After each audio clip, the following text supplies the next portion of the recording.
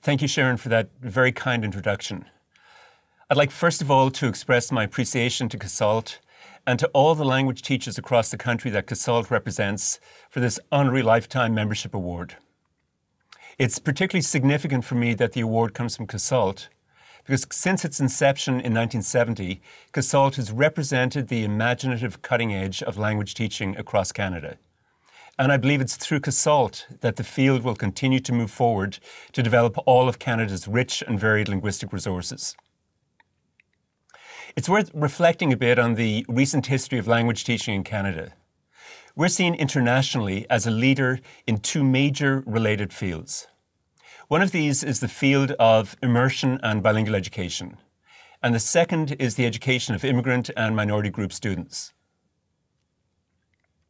In the area of bilingual and immersion education, the pioneering St. Lambert French Immersion Project in the Montreal area, carried out in the 1960s, established the legitimacy of developing students' bilingual and biliteracy skills by means of instruction through two languages. As all of us know, the St. Lambert experience was replicated throughout the country and researched by my colleagues Meryl Swain and Sharon Lapkin, as well as by many others across Canada, established the principles underlying immersion and bilingual education. This research has had enormous international influence and has led to the development of a variety of bilingual education options in different parts of the world. One of these options that has seen explosive growth in many parts of Europe is a group of programs entitled Content and Language Integrated Learning, or CLIL for short. These programs involve teaching one or two subjects through the target language, and the results indicate that students in CLIL programs develop significantly better second language skills than those in traditional programs. And also they do this at no cost to mother tongue proficiency. I'll come back to CLIL programs in a moment. The second educational area where Canada has established an enviable international reputation is the area of teaching English or French to minority group students from immigrant backgrounds.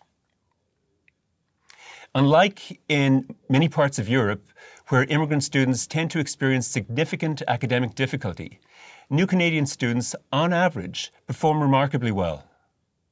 There are important differences among groups in achievement, as well as gaps in provision. But in general, the infrastructure we've created is impressive in many respects.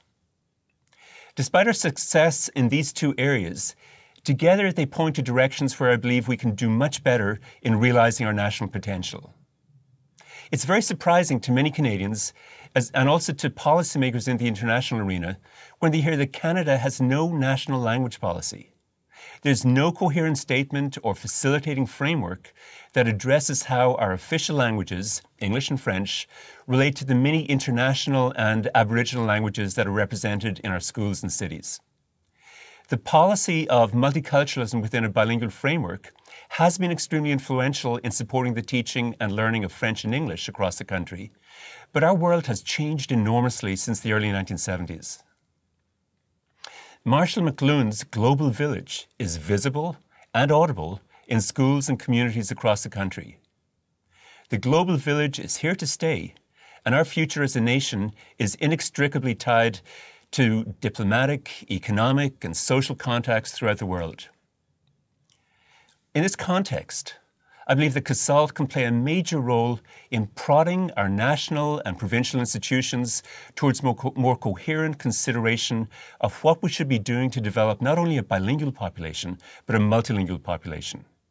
Our major cities across the country are vibrant, multilingual and multicultural environments. But we've turned our eyes away from the fact that the rate of language loss among young children in these cities is huge. Without coherent policies at local, provincial, and national levels, we risk squandering the rich linguistic resources we've been blessed with. So let me conclude with a simple proposal.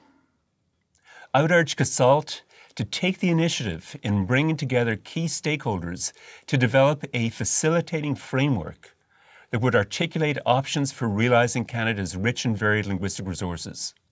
The kind of option that might be discussed could include the creation of specialized secondary school programs, perhaps called international academies, that would aim to develop strong trilingual skills among their students. These would involve French, English, and at least one additional language. In school systems across the country, we currently have arts academies, we have science and technology-focused schools, we have sports-focused schools, etc., etc. However, I'm not aware of any school that focuses on global education and international awareness, where the development of language skills in French, English, and other languages would be part of the school's vision. In such a school, CLIL instructional strategies would be used to teach not only the target language, but also content through the target languages. Currently, we have a lot of technology options for connecting schools across international contexts, and we can use these technology options to enrich instruction in these schools. Obviously, there are many other options that creative minds could easily articulate that would reinforce our international reputation as a leader in the field of bilingual, multicultural, and multilingual education. CASALT has the track record, the legitimacy, and the collective imagination to move us into this new era. And this collective imagination is well represented in the room today. Thank you again for this award. It means a lot to me, and I look forward to working with you all in the years ahead. Thank you.